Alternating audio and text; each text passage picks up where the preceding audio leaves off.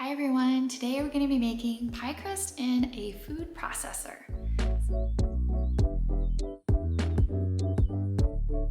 So this is my favorite way to make pie crust for a couple different reasons. The first one is that it's super quick. So I can go from ingredients on my countertop to a pie dough that's chilling in my fridge or freezer in less than 2 minutes. The other thing is that the food processor is really good at cutting the butter into the flour. So those little flaky pieces of butter is what contributes to the flakiness in a finished pie crust, and that's what we want. So the same things apply when we make a pie crust in the food processor compared to when we make it by hand. We want to make sure the ingredients are really cold. We want to handle the dough as little as possible. Remember, our body temperature is relatively high to that of the ingredients in butter, and melting that will prohibit any of the flakiness from staying when we bake it. And the third thing is that we can also use those secret ingredients to inhibit any kind of gluten formation. Remember, gluten is when you mix flour with water and kind of knead it, which is kind of what we're going to be doing. We don't want any gluten in our pie crust.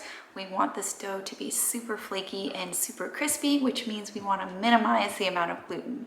Okay, so to the bowl of your food processor, you're going to add your flour, salt, sugar, and baking powder. I then typically let the food processor run on the on mode for about 20 seconds until all of the dry ingredients have been mixed. Before I started this process, I cubed 2 sticks of butter and stuck it in the freezer, so that was for about 15 minutes. I went ahead and grabbed that, and I'm gonna take about a third of all the butter and process that completely into the flour mixture.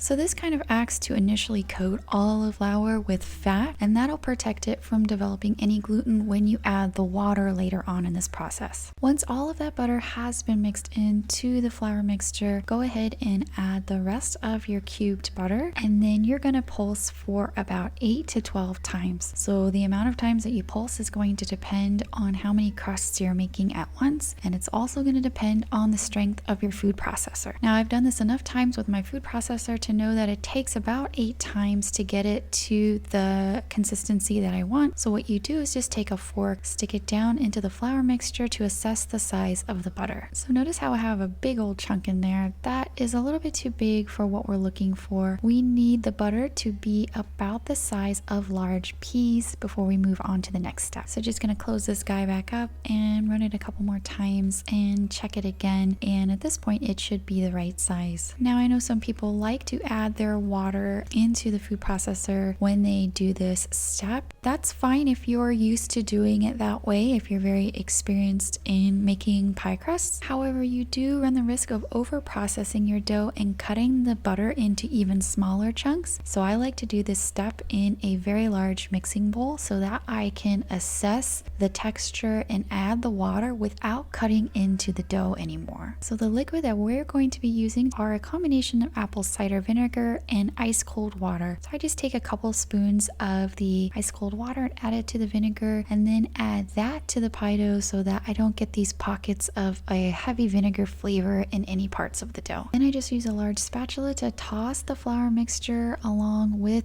the apple cider vinegar / water. At this point, we're not really going to see anything come together, but I'm just doing the initial hydration of the pie crust. Continue adding the ice water about a tablespoon or 2 at a time until you can feel down with your hand and kind of form the pie crust into a ball. Normally, pie crust recipes will not indicate the specific amount of liquid to add to the pie crust. It's going to be up to you to decide whether or not your dough is ready. So let me tell you what to look for. Take your hand and stick it down into the pie dough. It should feel pretty damp. It should not feel dry or powdery at all, and it should come together very easily. I actually add enough water such that my pie dough actually feels a touch sticky. And the reason for this is that when we take this dough and roll it out onto a floured surface, the flour is going to absorb back into the dough and actually make the dough more easy to work with. If your dough is really dry at this point and you're rolling out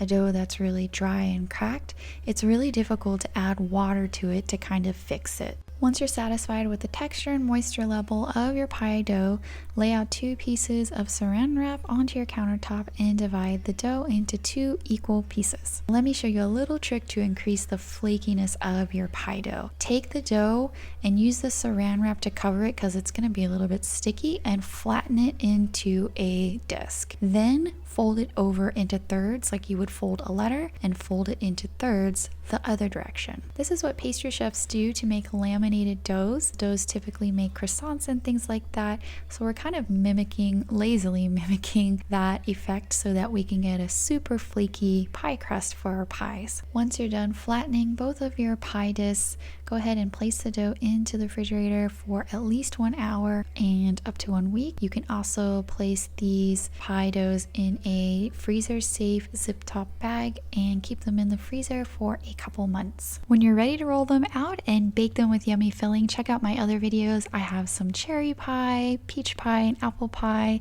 Thanks for watching and happy baking.